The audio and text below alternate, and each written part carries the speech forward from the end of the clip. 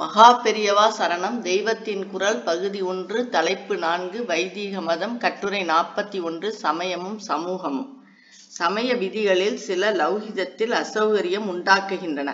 தர்ம சாஸ்திர விதிகளில் சில சமூக வாழ்வில் சோசியல் லைஃபில் கஷ்டம் உண்டாக்குகின்றன என்பதை காரணம் காட்டி சீர்திருத்தக்காரர்கள் சாஸ்திரங்களை மாற்றுகிறார்கள்.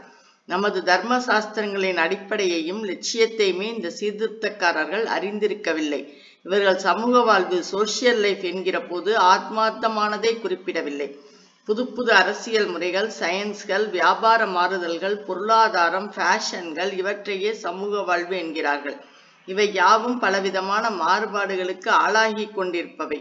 வெறுமே லௌகிதத்தை மட்டும் சமூகம் குறிக்கோளாக கொண்டிருந்தால் சமூக வாழ்வுக்காக உள்ள விதிகளும் அதற்கேற்ப மாறலாம். ஆனால் நம் சாஸ்திரங்கள் சமூக வாழ்வை இப்படி லௌகீகமாக மட்டும் கருத்தில் கொண்டவை அல்ல, அவை ஆத்மார்த்தமானவை.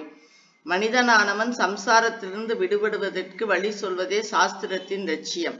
லௌகீகமாக மட்டுமே அரசியல், அறிவு நூல்கள், பொருளாதாரம் ஆகியன உள்ள போதுதான் அவை மாறும். நம் பண்பாட்டிலோ வெறும் லௌகீகம் என்று எதுவுமே இல்லாமல் ராஜாங்கம், சமூக வாழ்வு, அறிவு சாஸ்திரம், பொருளாதாரம், கலைகள் ஆகிய எல்லாமும் ஆத்ம அபிவிருத்திக்கு உபாயங்களாகவே உள்ளன. ஆத்மார்த்தமான சத்தியங்கள் எந்நாளும் மாறுவதில்லை. மாறுகிற சமூகத்தை அந்த மாறாத சத்தியத்தில் நிலைப்படுத்துவதற்காக சாஸ்திரங்கள் விதித்த நியதிகளும் மாறாதவையே. லட்சியம் லௌகீகமாக மட்டும் இருந்தால் அவ்வப்போது சமூக வாழ்வுக்கான விஷயங்களை மாற்றிக்கொள்ளலாம்.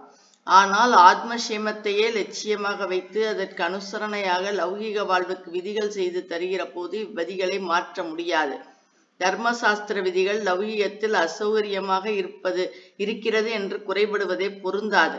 ஏனென்றால் தர்மசாஸ்திரம் இகலோக சௌக்கியத்தை முக்கியமாகவே கருதவில்லை.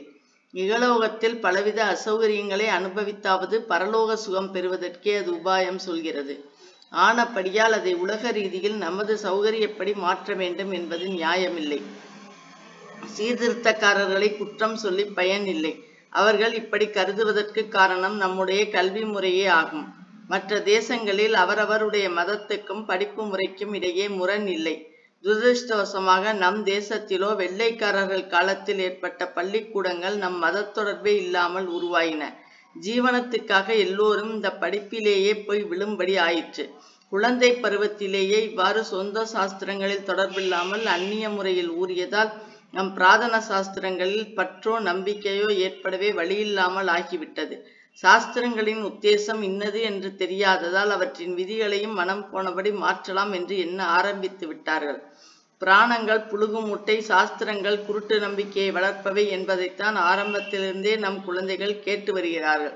இவர்களுக்கு எப்படி நம் மத அனுஷ்டானங்களிலும் ஆச்சாரங்களிலும் பிடிப்பு ஏற்பட முடியும்?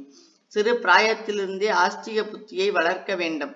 நமது மத அனுஷ்டானங்களை விடாமல் பற்றி ஒழுக்கி உத்தமமாக வாழ்கிற சிஸ்டர்களின் சங்கத்தில் குழந்தைகளை பழக்க வேண்டும்.